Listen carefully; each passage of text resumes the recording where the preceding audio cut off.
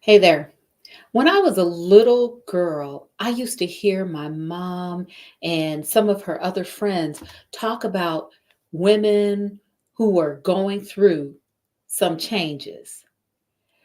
The conversation would be something like, yeah, they're going through some changes, or I'm going through some changes.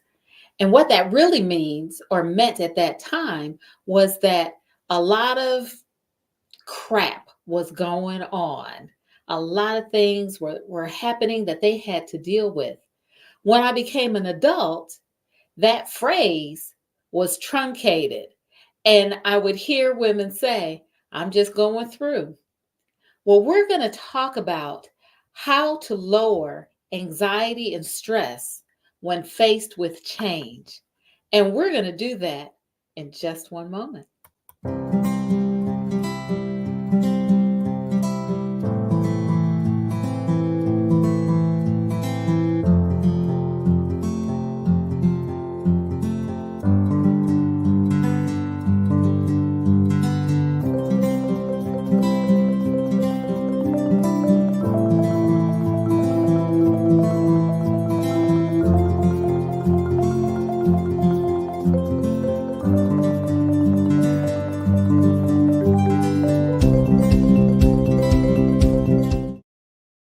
Hi there. Welcome to Stress Talk Live with Marcyline. This is the place where we help women over 40 to live healthy lives through strategic stress management and solution focused self care. I'm Marcyline Bailey, and I am your host for today. Welcome, welcome, welcome. I'm so glad that you are here. While you're here, please do this for me. I would love for you to like, follow, and subscribe to ML Bailey Consultants on Facebook, YouTube, as well as Instagram. ML Bailey Consultants. You'll also find out more about ML Bailey Consultants right here on this link. There, that link right there, that one. You'll find out more about us. Our website is going through a little updating, so I'm excited to let you know that in the next few weeks we will share that overhauled website with you. But until then, just take a look at this link. What are we talking about today? Well, we're talking about going through changes. In the intro, I shared with you how when I was a little girl, my mom and other women would say things like, going through some changes, or so and so is going through, girl, she going through some changes. And what I learned is that when you're going through some changes, you're going through some stuff. There's a lot of stuff going on in your life that you're dealing with. And there was always um, uh, a negative connotation attached to going through some changes. It was hard, it was difficult, it was a struggle. When I became an adult, I didn't hear that phrase as often, going through some changes. What I would hear was going through. Yep, girl, she going through. Going through, not going through some changes, but going through. Yep. I've even said, yep, I'm just going through. Going through. Although it was truncated and some changes was taken off, the sentiment and the meaning was the same. There was a lot of stuff going on in my life and in their lives that they were going through. Well, the result of that, when a person is going through changes, when a person is going through, there's a lot of stress and anxiety attached to that. There's a lot that they're struggling with, and they are feeling it not only mentally, emotionally, they're feeling it physically. Because remember, stress is a physical response to a stimulus that is unspecified, right? So when a person is going through some changes, or when a person is going through and they express that to you, they are in a struggle mentally, emotionally, as well as physically. So today I wanted to share with you, I wanted to talk about change. Yep. Going through changes means that something is not the same, right? When you're experiencing change, something is not the same. So I wanted to talk about change. I wanted to share with you a definition. I wanted to give you a little overview about change. And then I wanted to share some tips, okay, from the expert. Tips from the expert on how to lower your anxiety and stress when you're faced with change. When you can say with honesty, I'm going through some changes, right? Or I'm going through. I wanted to share some tips with you on how to do that without being completely overwhelmed. Now, I recognize that change in our lives can be overwhelming, but there are things that we can do to tamp down that anxiety and tamp down that stress. So, you with me? All right, let's get started. First of all, when we're talking about change, and my notes are over here. So, if I'm glancing over there, it's so that I can make sure that I'm staying on track and I'm sharing accurate information. So, what's the definition of change? I think we need to do that because change, I don't know that change has different meaning for everyone, but the basic definition of change is relatively the same, right? Change means to replace, to alter, to modify something. It also can mean a shift or to make something different or to transform something. When I'm doing these um, live podcasts, I'm trying to get you to shift a mindset or to transform how you believe, think, and behave or act. And so offering you alternative responses to some of the things that you might face on a day-to-day basis. When we're talking about change, we're talking about something that shifts from what you know, what you do, or what you see to something else. We're talking about a transformation. We're talking about something that's different than what you are accustomed to. We're talking about perhaps there's been a replacement or a modification or some type of alteration that makes what you're seeing, hearing, thinking, believing, touching, feeling, smelling different. Okay. Does that, I know that makes sense, but I just want to um, drive home the point that when we're talking about change, we're talking about something that's different than what we are accustomed to or what we've come to know. Um, Change in itself can be perceived as a positive or a negative, right?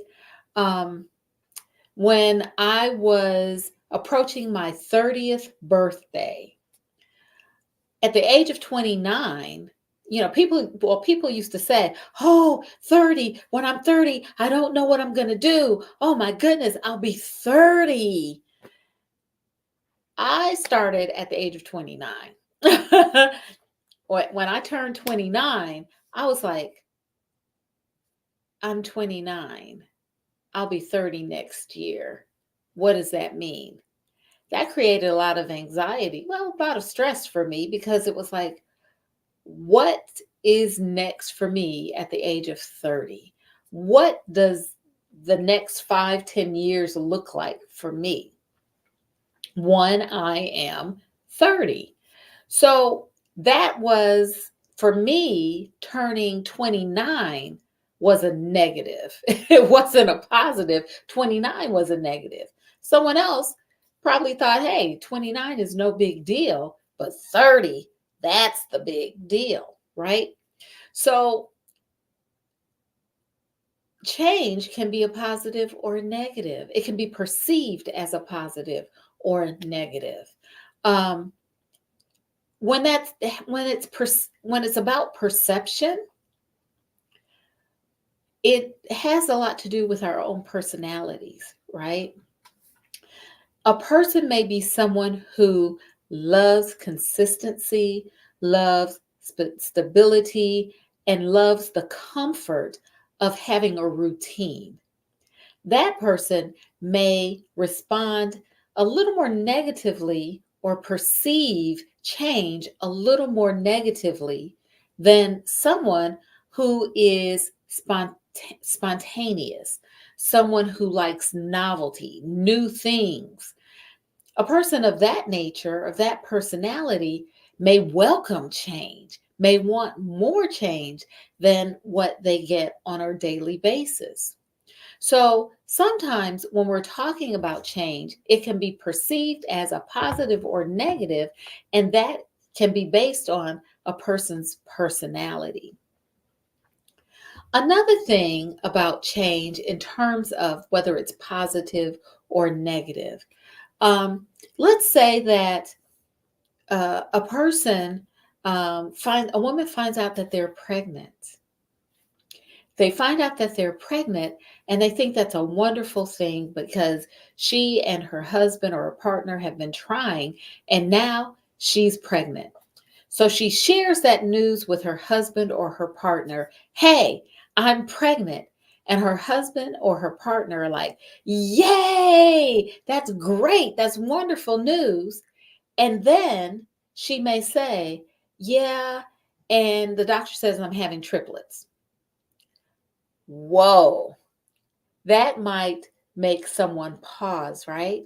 So the news of a new baby, the news of a pregnancy, which is which is positive, may cause someone to pause because it's one that is potentially a multiple birth, right? So when we're talking about change, we're talking about, yes, it could be a positive, it could be a negative. The body's going to react the same.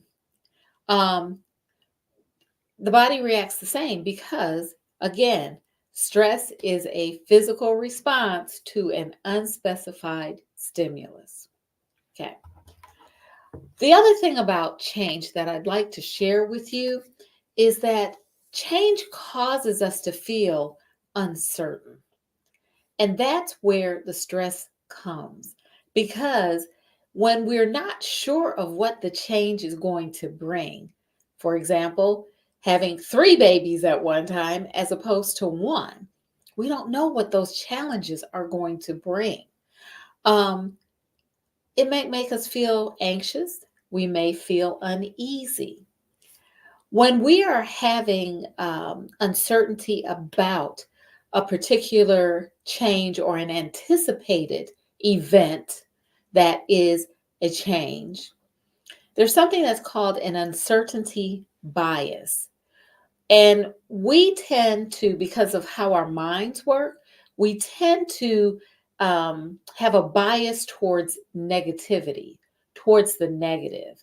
So we will expect the worst in situations that are unknown to us or situations where there's uncertainty. And that's called an uncertainty bias or a negative bias. It's really just the way our brain is wired, and it's a safety feature. we tend to move more cautiously because of that bias.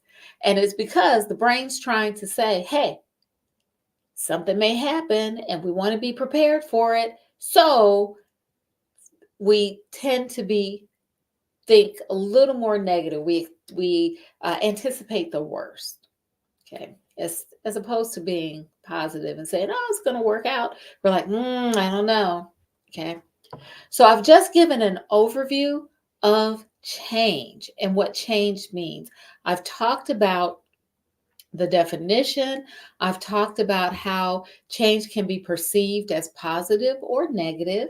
And a lot of times it's based on our own personalities, whether we're a person who embraces novelty and spontaneity, or whether we're a person who enjoys the comfort of having routine actions, and just the same things happening at the same times. Also, I talked about how change, there's an uncertainty bias or a negative bias when we anticipate a change and there's uncertainty around that change. So let's talk a little bit about the connection between um, how change affects us from a physical standpoint. In 1967, Thomas Holmes and Richard Raw developed what they called the Social Readjustment Rating Scale, and it was published in a in the Journal of Psychosomatic Research. This scale is something that we use all the time. I use it with clients that I see. Therapists use it all the time because it gives us an indication of the amount of stress an individual is experiencing based on life events. Now, when it was first developed by Holmes and Raw, they developed it to help determine a person's the likelihood that a person would develop a physical illness or condition due to stress. So they gave, let me repeat that. I don't want you to miss that. So Holmes and Raw developed a rating scale. And when they developed it, it was initially developed so that they could somehow determine a person the a, how likely a person would develop a physical condition or illness due to stress. Okay, I wanted to repeat that. So on this rating scale, it has a list of life events, and they gave each of those life events a number. The most um, the most stressful event on the list is divorce. Divorce was given a rating of 100, a point value of 100. And basically, when a person is experiencing a divorce, their stress level is extreme, right? That's a very stressful event, and it's a change. It's a change. The least um, stressful thing on the list is minor violations with the law. So getting a traffic ticket, um, is a minor violation. Now it may not feel like it, but we go from divorce, which is the highest rated stressful incident, life incident, to getting a ticket, which is the least the least rated life event on this particular scale. On this scale. So I'm not saying that getting a ticket, a traffic ticket, is a little thing. What I'm saying is that that's the range. That divorce is the top, a ticket or a minor traffic violation is the bottom. And there are many things in between. It's a continuum. So the top three are death. Oh, I'm sorry, divorce was the second one. My bad. Death of a spouse was number one. I apologize for that. Then divorce, and then marital separation from a mate. And then from there are other life events, and they've given them a value. Basically, what you do is you go through the scale, or I'll go through the scale with a client, and knowing some of the experiences that they've had during the year, and then give also asking them about situations or events that they anticipate having. And we'll go through this rating scale, and then based on the total number, then we can talk about the level of stress that they're experiencing. But it also gives me an indication of how this stress is affecting whatever medical conditions they currently have, and an indication as to whether they are can develop medical conditions or physical conditions because of the duration and the extent, as well as the level of stress that they're experiencing. Okay, so again, this is a rating scale that I use in my practice with my clients because I want to make sure that my clients are physically healthy, and we know that stress is a predeterminant of, of medical problems. It contributes to medical problems and it exacerbates medical problems. So if I know that I have a client who has a medical condition and their high level of stress, I'm going to tell them, you need to go see your medical doctor, right? Or I'm going to ask them, when's the last time you saw your medical doctor? You need to see them based on these things so that they can make adjustments and recommendations so that the stress you're experiencing as we're working on it in session does not cause additional problems for you physically. So that's part of the conversation that I would have with one of my clients. So I've just talked about the Holmes Raw social readjustment rating scale. Now, I'm sure you want to know what are the tips. I'm about to get into that. Okay. Number one. First of all, we want to understand and accept the concept of impermanence. Impermanence is basically the only constant thing that changes, that doesn't change, right? It's the only thing that never changes. And it means that change doesn't doesn't change. Change does what it does, meaning everything changes. There's nothing that will stay the same. Everything changes. I have gray hair. I didn't have gray hair 20 years ago. I probably had a few, but it wasn't like this.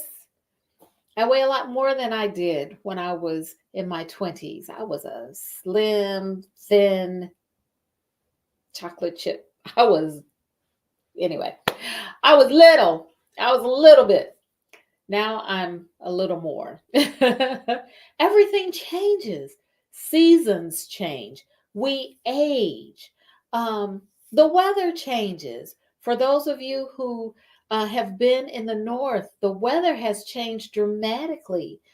Our weather, where I live, it's been in the 20s in the morning. Well, we're going to be in the 80s towards the end of the week. Everything changes. And so when we talk about impermanence, understanding and accepting that concept that everything changes, nothing stays the same, will, as Buddhists believe, will prevent our suffering. Buddhists believe that We suffer because of our attachments, because we're clinging and striving. And if we didn't do that, if we understood that everything's going to change, nothing's going to be the same, things are going to be altered, things are going to be replaced, things are going to go away, we would not cling to them. We would not strive to hold on to them. We would not strive to get lots and lots of things, because when we die, we can't take it with us, right? So, impermanence, understanding and accepting that concept, impermanence. That's very key. Understanding that things will not remain the same.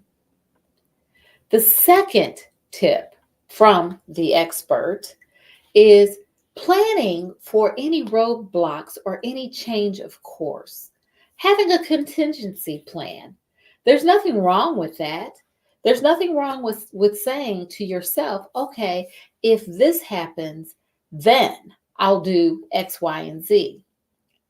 If you've been a driver for any number of years, and if you live in an area where there's lots of construction and development, you know that you have to have a contingency plan to get from point A to point B, because inevitably traffic is going to be slower if they're doing construction on the road, or you might have to take a detour. There's nothing wrong with taking detours, right? So it's okay to have a contingency plan just in case things change more quickly than you want, or just because things are impermanent. Nothing stays the same. Okay. Having a plan, a contingency plan, having a plan B, and sometimes a plan C. The next tip is to cultivate resilience.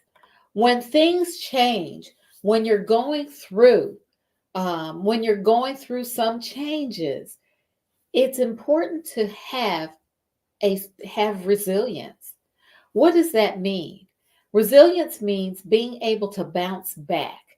Means it's kind of like a rubber band. You know, if you have a rubber band, you pull it, the rubber band goes back to its original shape. Resilience is being able to bounce back, being able to continue to move forward, to make progress, not allowing the change to stop you and keep you in the same place. So, cultivating resilience. How do you cultivate resilience? Well, the best way that I know and the best way that I have experienced cultivating resilience is through mindfulness meditation. That's one of the benefits of having a consistent meditation practice, a consistent mindfulness meditation practice. An outcome that you can expect is that you are more resilient. You're not as reactive. You can overlook or go past things that might have knocked you down, or you can think clearly and plan how to get around the change that you've just experienced. Finally, the last tip that I want to share with you to lower your stress level and anxiety when you're faced with change is cultivate positivity. Again, remember I talked about the negativity bias and the uncertainty bias, where our brains automatically go to the negative because of the uncertainty and we expect the worst. Well, cultivating positivity is a way that we can make that shift. Again, making a shift is what? Change. It's a good change. So, cultivating positivity. How do you do that? Well, first of all, reframing your negative thoughts. Remember last year I did a whole series. Thank you for the thumbs up. Last year I did a whole series on thoughts and our thought patterns. Well, we can reframe our thoughts. We can change our point of view and shift it so that it's more positive. Does that mean that we overlook some of the struggles or some of the things that we're having to do? No, absolutely not. But what it does is it gives us a different frame of reference so that it takes us out of that stress mode, because when we are in a negative thinking pattern, we're in a stress mode. It takes us out of that stress mode and allows us to think more clearly. It clears the air. It gives us fog lights to get through some of that stuff. So we want to reframe negative thoughts and also be aware of negative thought patterns. Also, we want to practice positive self talk. What are we telling ourselves on a day to day basis constantly? Are we telling ourselves this isn't going to work out? This is awful. This is horrible. Or are we telling ourselves we can get through this? I can get through this. It's going to be hard, but I can get through this. I have a good support system. I know that I can do this. And these are the reasons I know I can do this, because these are the skills that I have. Changing the way we are thinking and changing what we're doing, what we're saying to ourselves on an ongoing basis. Not only what do we say to ourselves, changing our negative self-talk to positive self-talk, we also want to be thoughtful of our verbalizations. What are we saying out loud? Okay. We want to make sure that when we're talking and speaking out loud, we're speaking things that are positive. Third, practice gratitude. Just extend gratitude. Thank you. Thank you for opening the door for me. Thank you. Looking someone in the eye and just saying thank you. Sending a note of gratitude. Thank you for what you did. Sending an email. Thank you for what you did. It may be very little things. I had the opportunity one day when I was having a tough afternoon at work, and I put my head down on the desk, and a teacher walked by, and we speak to each other, but we're not conversational. Teacher walked by and he stopped and he said, "Are you okay?" And I looked up and I was shocked. I was surprised. I didn't expect that. I said, "Oh yeah." I said, "Yeah, I was just having a moment." And he said, "Okay, I just wanted to make sure you were okay." I sent him an email. I thought that was so kind of him to just stop and check. He was walking by my office and just checked. I thought that was so kind. I sent him a note to saying, "Thank you.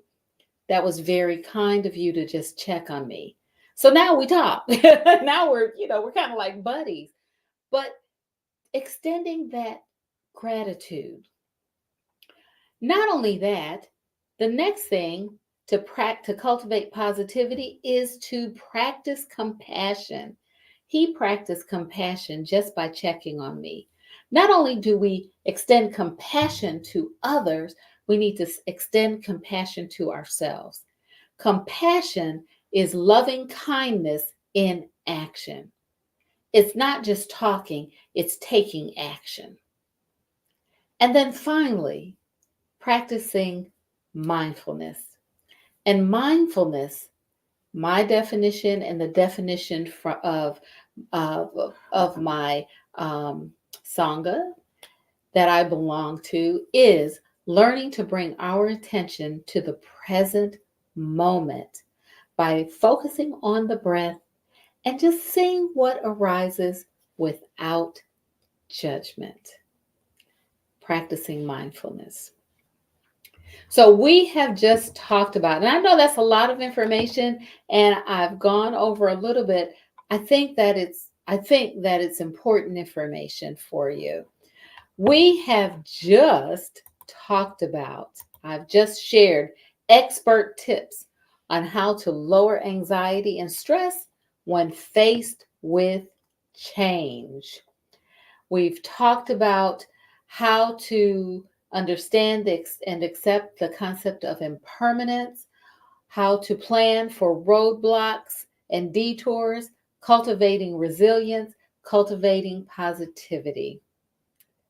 Phew, that's a lot. Watch the replay so you don't miss anything and just to remind you of these tips so you can put them in action next week and drop me a note. Put it in the comments that you did so. I'd love to hear from you. I'm Marcyline Bailey. That's all for now. I'll see you next week. Take good care.